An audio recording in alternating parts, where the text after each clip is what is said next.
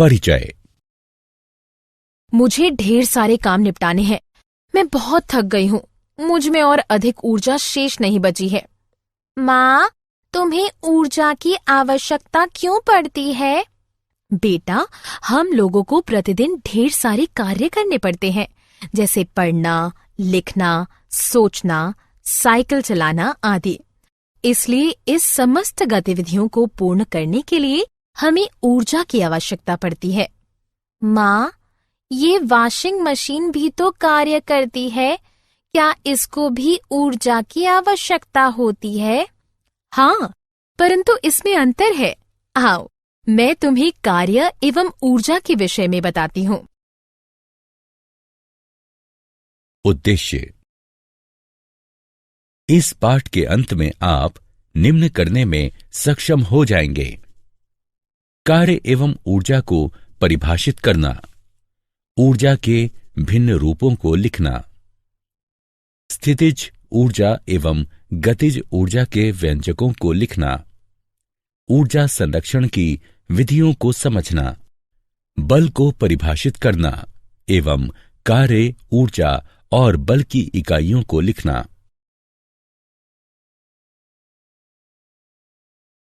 कार्य।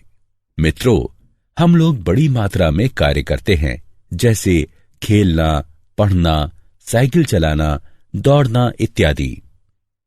इन सभी कार्यों के लिए बहुत सारी ऊर्जा की आवश्यकता पड़ती है, परंतु वैज्ञानिक परिभाषा के अनुकूल जो कठिन श्रम है, उससे अल्प कार्य भी हो सकते हैं। कैसे? आओ देखते हैं। इस विशाल ट्रक को देखो।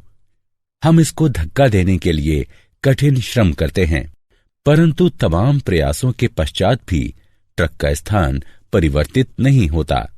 हम थक जाते हैं। कठिन श्रम के पश्चात भी हम लोगों ने कोई कार्य नहीं किया, क्योंकि ट्रक का स्थानांतरण नहीं हुआ। हम कह सकते हैं कि हमने कठिन श्रम किया, परंतु विज्ञान की दृष्टि में हमारे द्वारा ट्रक पर कोई कार्य नहीं किया गया। हम विज्ञान में कार्य पद का भिन्न प्रकार से प्रयोग करते एवं परिभाषित करते हैं। उदाहरण के लिए, अगर हम एक ऊंचे पर्वत पर चढ़ते हैं तो विज्ञान के अनुसार हमने बहुत कार्य किया है। कार्य की वैज्ञानिक अवधारणा। कार्य संपन्न होने के लिए इन दोनों स्थितियों को संतुष्ट किया जाना आवश्यक है। प्रथम तो यह कि किसी वस्तु पर बल का प्रयोग हो। द्वितीय यह कि वस्तु का स्थानांतरण हो। आइए हम कुछ परिस्थितियों पर नजर डालते हैं। यदि हम एक मेज को खींचते हैं और मेज अपने स्थान से कुछ दूर खिसकती है, यहां हमने खींचने के लिए मेज पर एक बल आरोपित किया और यह स्थानांतरित हो गया। इस प्रकार कार्य की दोनों शर्तें यहां पूर्ण होती हैं, इसलिए कार्य संपन्न हुआ। इसी प्रकार जब हम क्रिकेट खेल रहे होते हैं, यदि हम गेंद पर बल्ले से प्रहार करते हैं तो कार्य संपन्न होता है, क्योंकि बल गेंद पर आरोपित होता है और वो गेंद बल द्वारा विस्थापित होती है।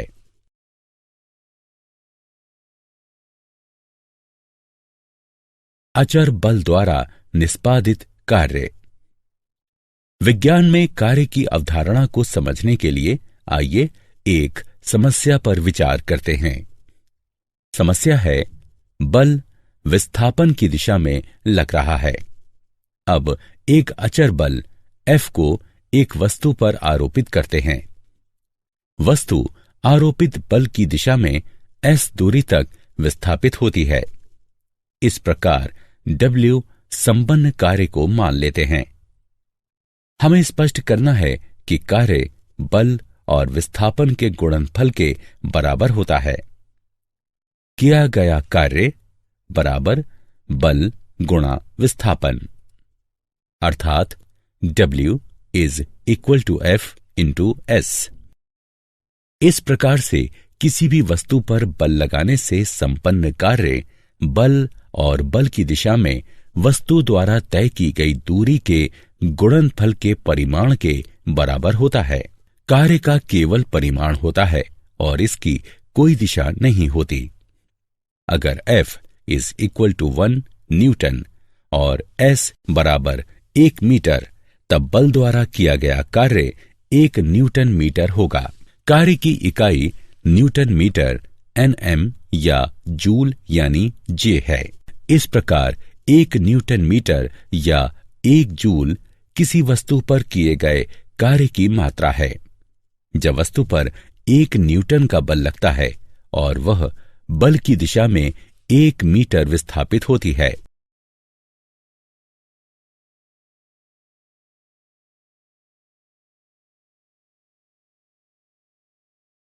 उदाहरण, आइए अब निष्पादित कार्य का पता लगाते हैं जब हमें लगाया गया बल और विस्थापन ज्ञात हो। एक छात्र जमीन से अपना स्कूल बैग उठाता है और उसे भूतल से 1.5 मीटर ऊपर अपने कंधे पर रखता है। 5 न्यूटन का एक बल उस वस्तु पर लग रहा है। छात्र द्वारा स्कूल बैग पर किए गए कार्य की गणना करें। हम देख सकते हैं कि यहां लगा बल 5 न्यूटन है और विस्थापन S 1.5 मीटर है। हम जानते हैं कि किया गया कार्य लगाए गए बल और विस्थापन के गुणनफल के बराबर होता है। इसलिए किया गया कार्य 7.5 न्यूटन मीटर या 7.5 जूल के बराबर है।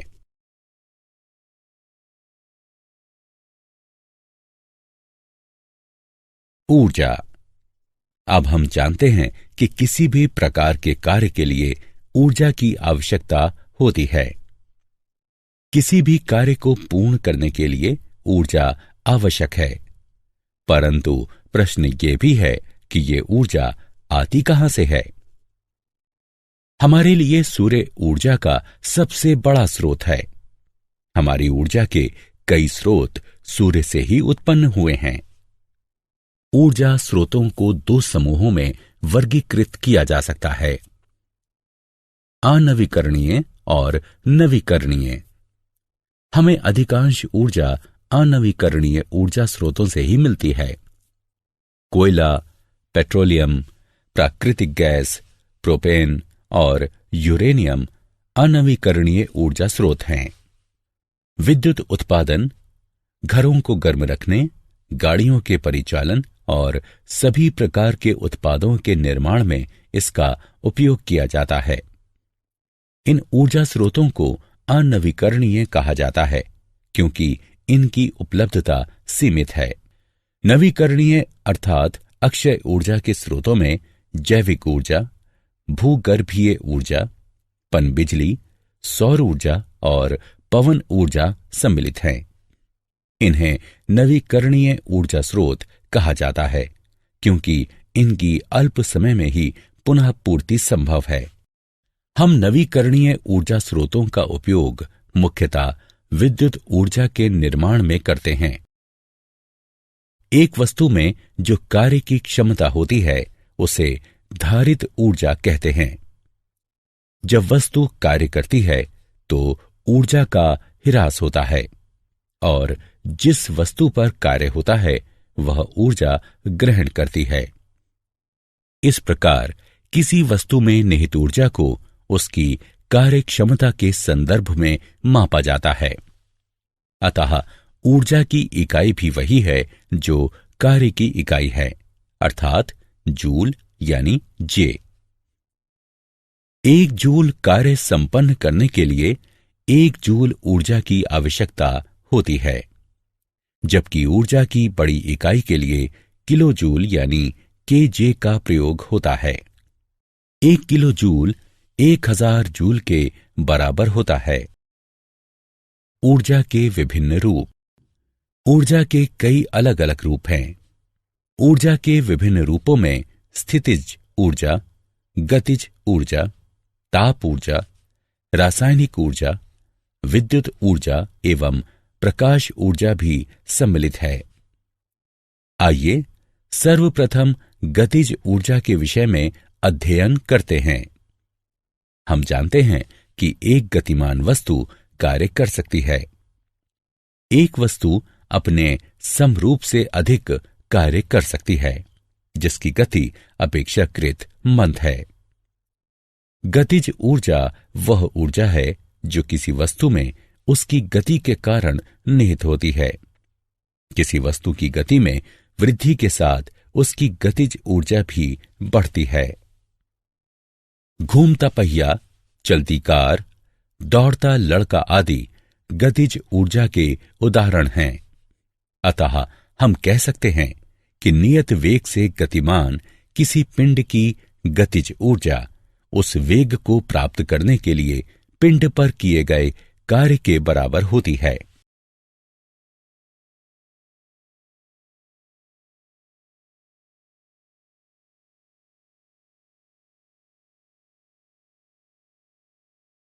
गतिज ऊर्जा का समीकरण। अब आइए हम किसी वस्तु की गतिज ऊर्जा को एक समीकरण के रूप में व्यक्त करें। मान लेते हैं कि m द्रव्यमान का एक पिंड एक समान वेग यानी u के साथ बढ़ रहा है। अब इसके s दूरी तक विस्थापित होने के बाद विस्थापन की दिशा में एक नियत बल F लगाते हैं। हम जानते हैं कि किया गया कार्य अर्थात W लगाए गए बल F एवं तय की गई दूरी S के गुणनफल के बराबर होती है। वस्तु पर किए गए कार्य के कारण इसकी गति में भी परिवर्तन आएगा। चलिए मान लेते हैं कि वस्तु का वेग पहले u था, जो बल लगने के बाद v हो गया। मान लेते हैं कि बल लगने से उत्पन्न त्वरण a है। एक समान त्वरण a से गतिमान वस्तु के प्रारंभिक वेग u और अंतिम वेग v एवं विस्थापन s के मध्य संयोजन करने पर v वर्ग घटा u वर्ग बराबर 2as। इस प्रकार s बराबर v वर्ग घटा u वर्ग बटे 2a। हम जानते हैं कि F बराबर ma। अतः कार्य के समीकरण में F एवं S के परिमाणों का उपयोग करने पर कार्य W बराबर ma गुणा कोष्ठक में v वर्ग घटा u वर्ग बटे 2a, या फिर हम इसे ऐसे भी लिख सकते हैं W बराबर 1/2 m कोष्ठक में v वर्ग घटा u वर्ग। यदि वस्तु अपनी अचल स्थिति से गति प्रारंभ करती है तो उसका प्रारंभिक वेग u बराबर 0 होगा। अतः वस्तु द्वारा किया गया कार्य होगा W बराबर 1/2 m v का वर्ग। स्पष्ट है कि किया गया कार्य वस्तु की गतिज ऊर्जा में हुए परिवर्तन के बराबर है। इस प्रकार समान वेग v से गतिशील m द्रव्यमान वाली वस्तु में निहित गतिज ऊर्जा है।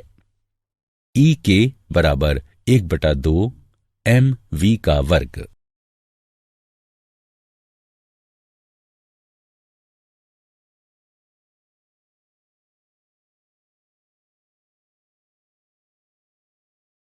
उदाहरण। आइए अब 10 किलोग्राम द्रव्यमान वाली एक वस्तु की गतिज ऊर्जा का पता लगाते हैं, जो समान वेग 4m s का मान घटा 1 के साथ गतिशील है। समाधान। यहां वस्तु का द्रव्यमान m बराबर 10 किलोग्राम, वस्तु का वेग बराबर 4m s का मान घटा 1। गतिज ऊर्जा के समीकरण की मदद से हमें प्राप्त होता है बराबर 1/2 गुणा 10 kg गुणा 4 ms का मान घटा 1 गुणे 4 ms का मान घटा 1 बराबर 80 जूल। अतः इस वस्तु की गतिज ऊर्जा 80 जूल है। स्थितिज ऊर्जा। स्थितिज ऊर्जा को समझने के लिए आइए इस गतिविधि को करते हैं। एक रबड़ का टुकड़ा लो, उसको एक छोर से पकड़ो और दूसरे छोर को खींचो। तुम देखोगे कि रबड़ के टुकड़े में खिंचाव आता है। अब रबड़ के टुकड़े के एक छोर को छोड़ दो। तुम क्या देखते हो? रबड़ का टुकड़ा अपनी वास्तविक लंबाई को पुनः प्राप्त कर लेता है। इसका अर्थ यह हुआ कि रबड़ के टुकड़े ने खिंचाव की स्थिति में ऊर्जा ग्रहण की थी। क्या तुम जानते हो कि जब रबड़ के टुकड़े को एक छोर से खींचा गया तब उसने ऊर्जा कैसे ग्रहण की? यहां वस्तु पर किए गए कार्य के कारण ऊर्जा संचित हुई। किसी वस्तु में ऊर्जा का हस्तांतरण होता है तो वो स्थितिज ऊर्जा के रूप में संचित होती है। यदि ये वस्तु के वेग या गति में परिवर्तन का कारक नहीं बनती। जब हम रबड़ के टुकड़े को खींचते हैं तो हम ऊर्जा का हस्तांतरण करते हैं। जो ऊर्जा रबड़ के टुकड़े में हस्तांतरित होती है वही उसकी स्थितिज ऊर्जा है। वस्तु द्वारा अर्जित स्थितिज ऊर्जा वह ऊर्जा है जो उस वस्तु की स्थिति अथवा उसके विन्यास के प्रभाव स्वरूप उसमें उपस्थित है। ऊंचाई पर किसी वस्तु की स्थितिज ऊर्जा। गुरुत्वीय स्थितिज ऊर्जा किसी वस्तु में संचित वो ऊर्जा है जो उसकी ऊर्ध्वाधर स्थिति अथवा ऊंचाई का परिणाम है। आइए ऊंचाई पर रखी किसी वस्तु के गुरुत्वीय स्थितिज ऊर्जा के प्रभाव का पता लगाते हैं। मान लेते हैं कि एक वस्तु है जिसका द्रव्यमान m है। वस्तु को भूतल से ऊंचाई h तक ऊपर उठाते हैं। ऐसा करने के लिए एक बल की आवश्यकता होगी। वस्तु को ऊपर उठाने के लिए जो न्यूनतम बल लगता है वह वस्तु के भार के बराबर होता है। वस्तु स्वयं पर किए गए कार्य के बराबर ऊर्जा ग्रहण करती है। आइए मान लेते हैं कि वस्तु पर गुरुत्वाकर्षण के विरुद्ध किया गया कार्य W है, अर्थात किया गया कार्य W बराबर बल गुणा विस्थापन, जो कि mg गुणा h के बराबर है। W बराबर mgh। चूंकि वस्तु पर किया गया कार्य mgh के बराबर है, अतः वस्तु द्वारा mgh इकाई के समतुल्य ऊर्जा प्राप्त की गई। यह वस्तु की स्थितिज ऊर्जा है। इसी प्रकार गुरुत्वाकर्षण द्वारा किया गया कार्य वस्तु की ऊर्ध्वाधर ऊंचाइयों के प्राथमिक और अंतिम स्थितियों में अंतर पर निर्भर करता है। इसका वस्तु के विस्थापन के मार्ग से कोई संबंध नहीं है।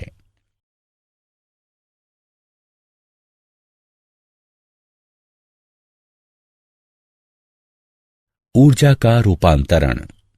अब एक प्रश्न का उत्तर दें। क्या हम ऊर्जा को उसके एक रूप से दूसरे में परिवर्तित कर सकते हैं? हां, ऊर्जा के एक रूप को किसी दूसरे ऊर्जा के रूप में परिवर्तित किया जा सकता है। आइए एक छोटा सा उदाहरण देखें। जब हम बल्ब को चालू करते हैं तो विद्युत ऊर्जा प्रकाश ऊर्जा में परिवर्तित हो जाती है। इसी प्रकार जब हम टीवी चालू करते हैं तो विद्युत ऊर्जा ऊष्मा ऊर्जा, ध्वनि ऊर्जा एवं प्रकाश ऊर्जा में परिवर्तित हो जाती है।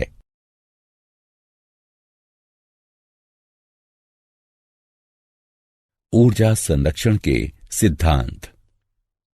अब हम जानते हैं कि ऊर्जा एक रूप से दूसरे रूप में परिणत हो सकती है। जब भी ऊर्जा का रूपांतरण होता है तो संपूर्ण ऊर्जा अपरिवर्तित बनी रहती है। यही ऊर्जा संरक्षण का सिद्धांत है। इस सिद्धांत के अनुसार ऊर्जा मात्र एक रूप से दूसरे में रूपांतरित होती है। ये ना तो निर्मित की जा सकती है और ना ही नष्ट। संपूर्ण ऊर्जा रूपांतरण के पहले और बाद में भी अक्षुण्ण बनी रहती है। आइए हम एक साधारण उदाहरण पर विचार करें। m द्रव्यमान की एक वस्तु लेते हैं, उसे एक ऊंचाई h से स्वतंत्र रूप से नीचे गिरने देते हैं। प्रारंभ में इसकी स्थितिज ऊर्जा mgh है एवं गतिज ऊर्जा 0 है। गतिज ऊर्जा 0 क्यों है? गतिज ऊर्जा 0 इसलिए है क्योंकि इसका वेग 0 है। इस प्रकार वस्तु की कुल ऊर्जा mgh है। जैसे ही ये गिरेगा, इसकी स्थितिज ऊर्जा गतिज ऊर्जा में परिवर्तित हो जाएगी। यदि दिए गए निर्दिष्ट क्षण में v वस्तु का वेग है तो गतिज ऊर्जा 1/2 mv वर्ग होगी। जिस समय तक वस्तु का गिरना जारी रहेगा, वस्तु की स्थितिज ऊर्जा घटेगी, जबकि उसकी गतिज ऊर्जा में वृद्धि होगी। जब वस्तु धरातल पर लगभग पहुंचने वाली होगी, h बराबर 0 और v उच्चतम बिंदु पर होगा। इस प्रकार गतिज ऊर्जा अधिकतम और स्थितिज ऊर्जा निम्नतम होगी। यद्यपि वस्तु की स्थितिज ऊर्जा और गतिज ऊर्जा का योगफल सभी बिंदुओं पर समान ही होगा, अर्थात स्थितिज ऊर्जा जमा गतिज ऊर्जा बराबर स्थिरांक, अथवा mgh जमा 1/2 mv का वर्ग बराबर स्थिरांक। किसी वस्तु की गतिज ऊर्जा और स्थितिज ऊर्जा का योगफल उस वस्तु की संपूर्ण यांत्रिक ऊर्जा है। हमने पाया कि वस्तु के तेजी से नीचे गिरते समय किसी भी बिंदु पर स्थितिज ऊर्जा में जितनी कमी आई, उसी मात्रा में गतिज ऊर्जा में वृद्धि दर्ज की गई। वहीं उसी प्रकार गुरुत्वीय स्थितिज ऊर्जा का गतिज ऊर्जा में रूपांतरण भी जारी रहा।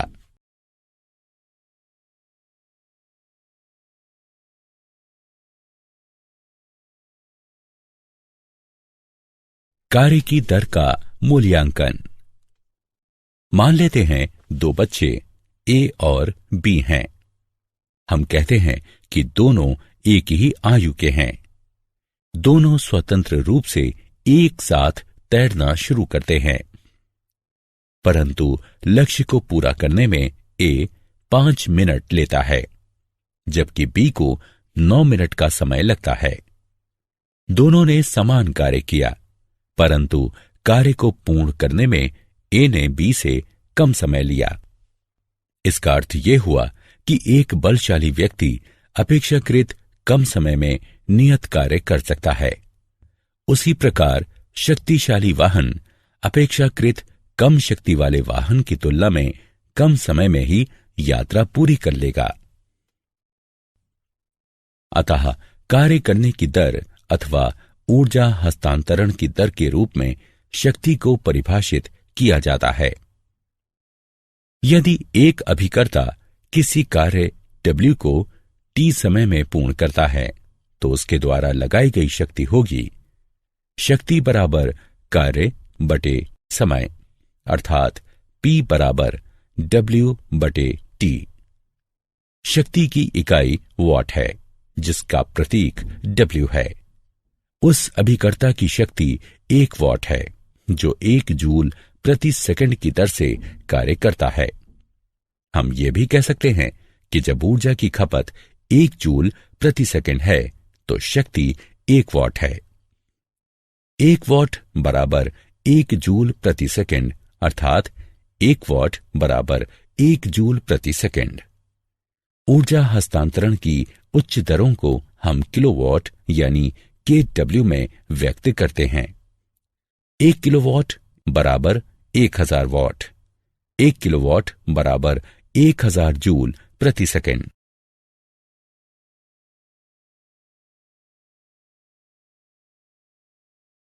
ऊर्जा की वाणिज्यिक इकाई। हम जानते हैं कि ऊर्जा की इकाई जूल है, परंतु जूल द्वारा ऊर्जा की बड़ी मात्रा को व्यक्त नहीं किया जा सकता। उसके लिए हम ऊर्जा की बड़ी इकाई का उपयोग करते हैं, जिसे किलोवाट घंटा kWh कहा जाता है।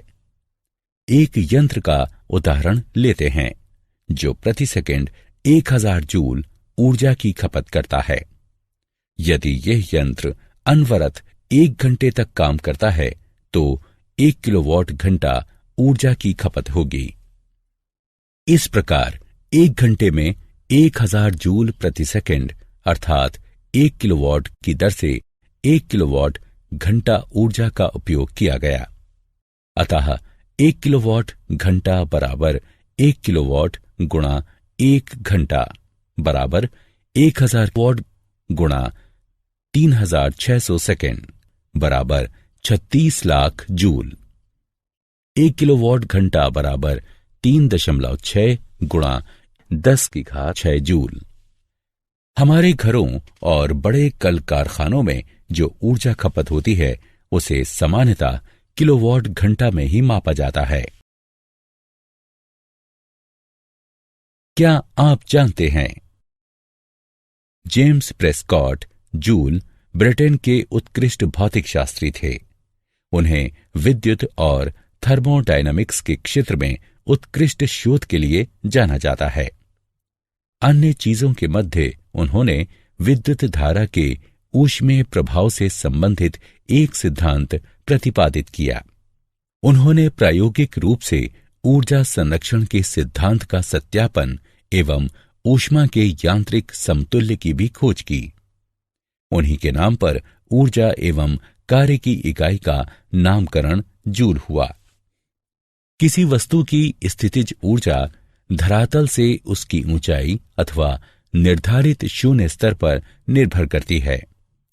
किसी दी गई अवस्थिति में सतह के अनुरूप वस्तु में नियत स्थितिज ऊर्जा विद्यमान रह सकती है एवं सतह परिवर्तन की स्थिति में स्थितिज ऊर्जा का मूल्य भी परिवर्तित होता है।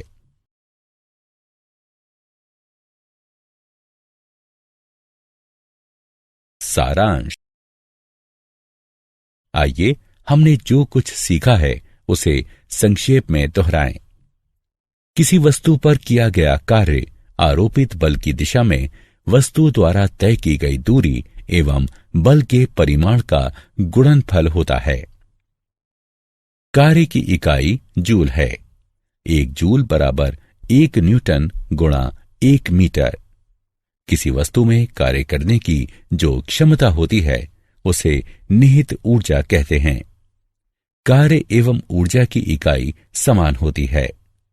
किसी वस्तु में गतिज ऊर्जा निहित होती है जब वो गति की अवस्था में रहती है। m द्रव्यमान की वस्तु जब v वेग से गतिशील होती है तो उसकी गतिज ऊर्जा होती है 1/2 mv वर्ग। अपनी अवस्थिति अथवा आकार में परिवर्तन के कारण कोई पिंड जो ऊर्जा ग्रहण करता है उसे स्थितिज ऊर्जा कहते हैं। m द्रव्यमान की वस्तु जब धरातल से h ऊंचाई तक उठाई जाती है तब उस वस्तु की गुरुत्वीय स्थितिज ऊर्जा mgh होती है। ऊर्जा संरक्षण सिद्धांत के अनुसार ऊर्जा का मात्र रूपांतरण हो सकता है। यह ना तो निर्मित की जा सकती है और न ही नष्ट। हस्तांतरण से पूर्व और पश्चात संपूर्ण ऊर्जा हमेशा नियत रहती है। किसी वस्तु की गतिज और स्थितिज ऊर्जा के योगफल को उस वस्तु की यांत्रिक ऊर्जा कहते हैं। कार्य करने की दर को शक्ति के रूप में परिभाषित किया जाता है। शक्ति की SI इकाई वॉट है। 1 वॉट बराबर 1 जूल प्रति सेकंड। 1 किलोवाट की दर से 1 घंटे में हुई ऊर्जा खपत को 1 किलोवाट घंटा कहा जाता है।